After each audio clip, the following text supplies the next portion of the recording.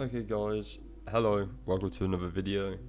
It is the new year, it is 2024 as I'm recording this, so I hope you all, wish you all a very happy new year, and I hope this year is popping for everyone. Right, so today I just got a little video going through some of the army lists, the army list, the Cohort Cybernetica army list that I've kind of put together, which I'm going to try out, hopefully, depending on how much AdMech changes from here until when I actually get my army. But this is just going to detail some of the things I'm finding quite interesting, quite good with the list. I'm also going to go through what the Cohort Cybernetica actually does and some of the enhancements, why I'm taking them, and alongside some of the stratagems, what's making it good. So, to start with, the Cohort Cybernetica, the main detachment rule is Legio Cybernetica. Or Cyber SARM programming. So what this means is your Legio Cybernetica units from your army gain the Doctrina Imperative army rule.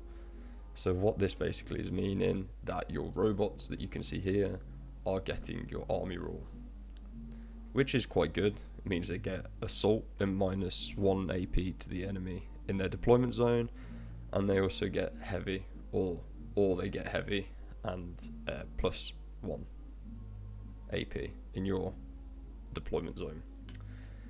So some of the enhancements we've got, necromechanic. So with this one, what we can do is we can change one of your kind of wound or the enemy's damage rolls, and we can change the damage characteristic of that to 0. So for example, if you've been hit with a 3 damage weapon, you can change that damage to 0 and your unit doesn't take any damage from that, which is really good, and that's only 25 points. Next, we've got the Lord of Machines. So with this, what we can do is vehicles that are in line of sight to the kind of bearer of this enhancement, they can force another vehicle to take a leadership test, and until the end of that phase, if they pass it until the end of that phase, they subtract 1 from their wound roll. But if they fail that leadership test, that unit can't shoot for the rest of the phase, which is quite nice, I think. Being able to stop an enemy vehicle from shooting completely, I think that's quite a nice bonus to have there, and that's only 20 points. We then have Emotionless Clarity. So what this is, whenever a vehicle is destroyed within 12 inches, you can basically trigger its deadly demise, which is great because who doesn't love deadly demise, right? So one of your robots blows up, deadly demise, 1 more to everyone around. Great. 15 points for that one. Then we've got just dropped my phone. We've got Arch Negator. So with this, ranged weapon equipped by the bearer have anti-vehicle 4+. So for 10 points, it's not bad, but I can't see it being too useful for AdMech, really, because most of the time your character's weapons aren't that great for shooting, so you're not trying to use them for shooting or damage purposes. So that's just a little bonus one. Maybe you could throw that on the kind of Sidonia Scatros if you're running that in the list, which could be quite good there. Next, we'll go on to the stratagems. So the first one, we've got Motor Imperative. So with this one, 1 CP, add 3 inches to the move of a unit, and add once to advance and charge rolls for that unit, which is quite good for the robots because they are very slow. So 1 CP, you get your robots in, they start hitting with twin linked fists, and it's great. You're having a great time. When those robots are hitting, you're having great fun. So that's a great 1 CP, get the robots in. We then also got Auto Divinatory Targeting. So with this one, ranged weapon equipped from your unit have a ballistic skill of 3+ and ignore cover ability, which is quite good. It can only target within range of a objective marker though.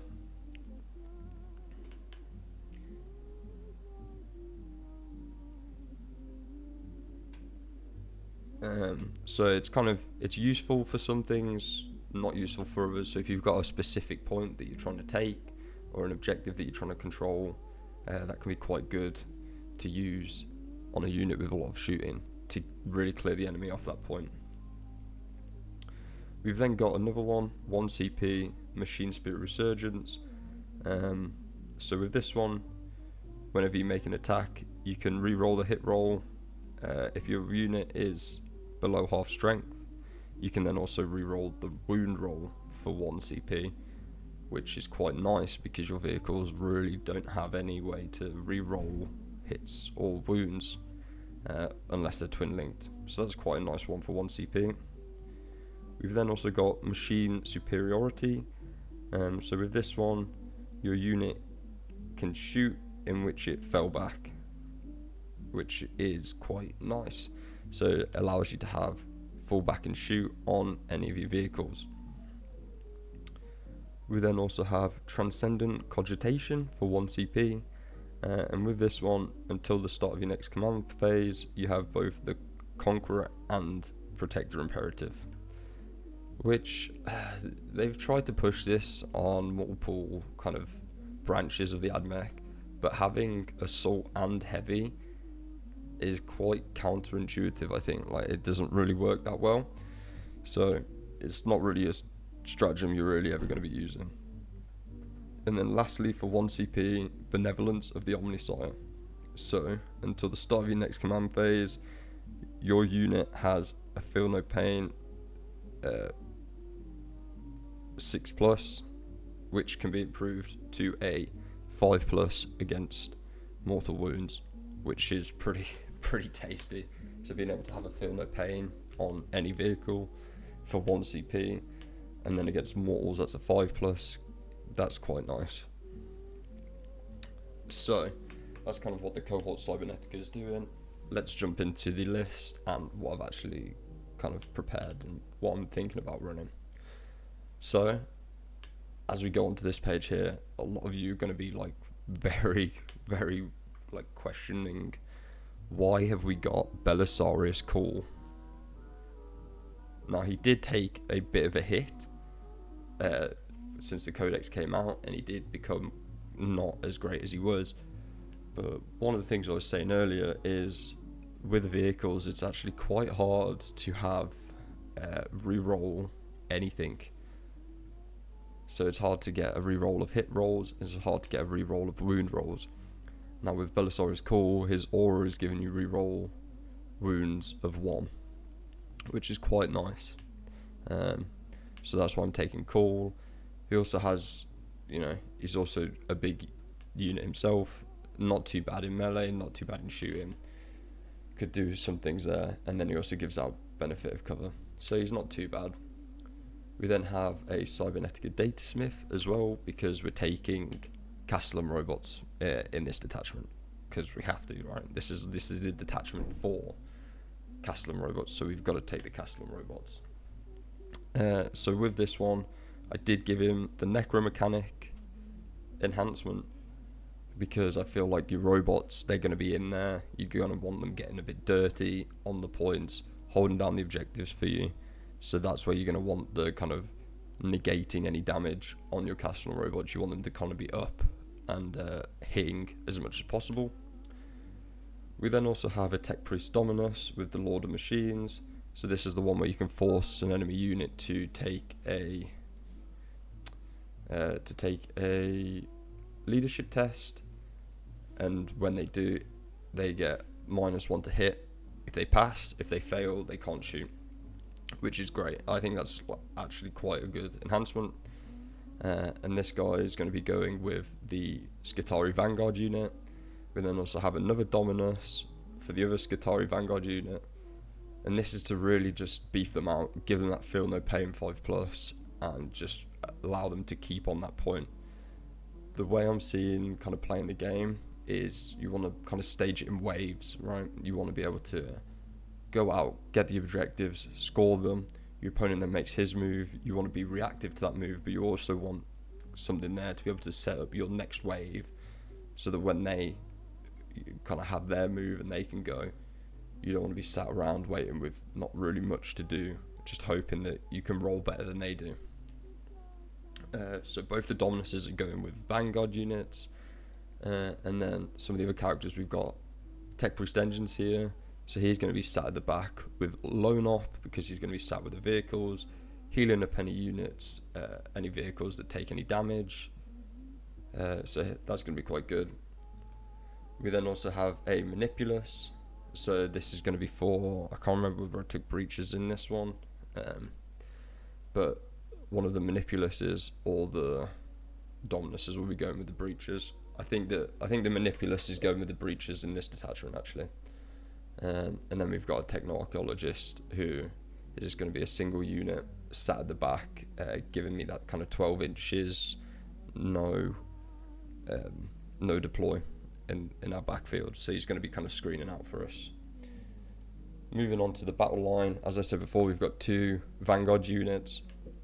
So I really like these Vanguard units because we're minusing 1 from the OC of any unit within 3 inches.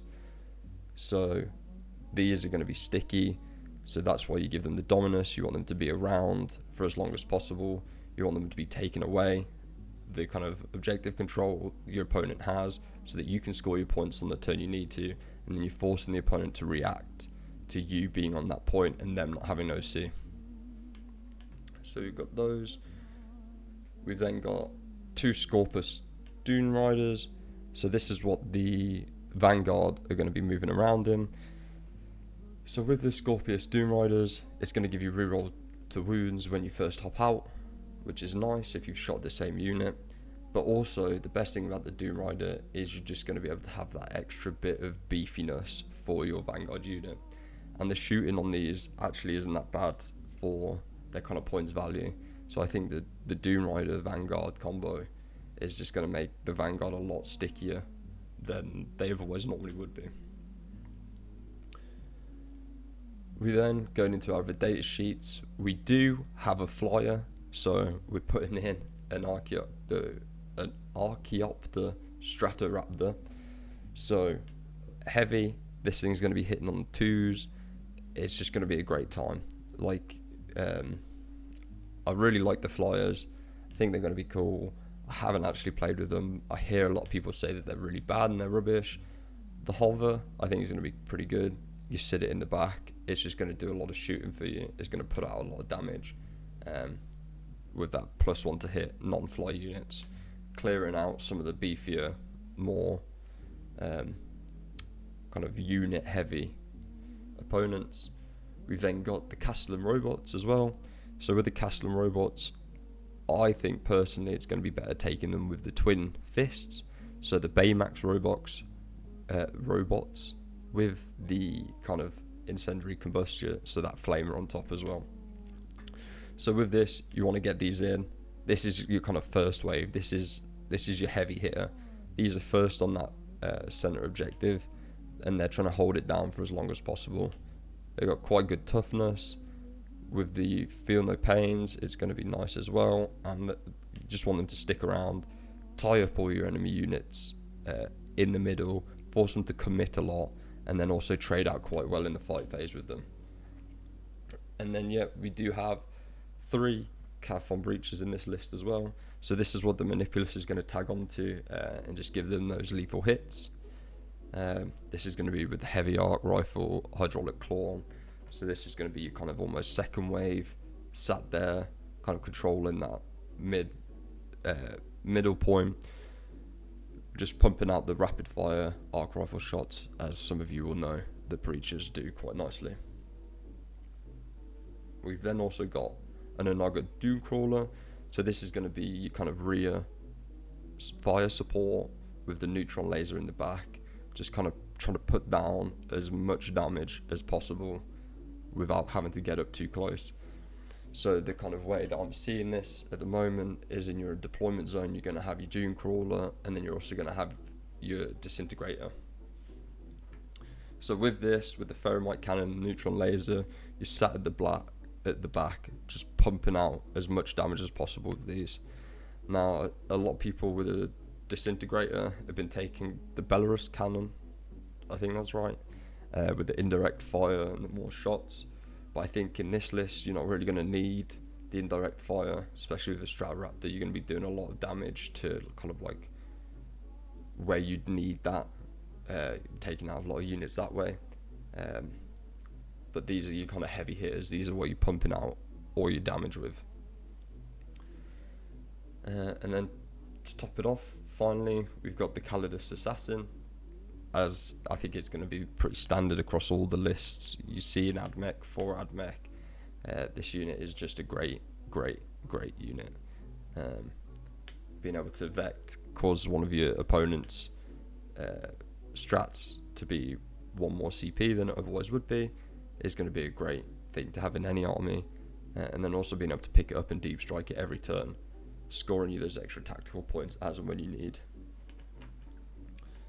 But yeah, that's really been it for the Cybernetica cohort list. I think with this, what I'm really looking to do with this list, you get your robots in, and you have your big vehicles sat behind laying down that firepower, and then you're using your Vanguard and your Doom Riders as those blockers, as those objective takers, whilst you are sat quite nicely at home, getting the good lines of sight with your other vehicles, and just pumping out as much damage with those as possible. Let me know what you guys think about this list. Is it good? Is it whack? Is there anything you'd add personally to this list? I know a lot of people are hating on Cool, but I think in a detachment where it's hard to get rerolls, I think he offers quite a lot. So yeah, let me know what you guys think. This has been the first of probably many army list videos, and it might even change by the time we get to actually being able to play with the army. But this has just been a brief kind of my thoughts so far on an army list that I'd be taking. I'll see you guys in the next video. Peace.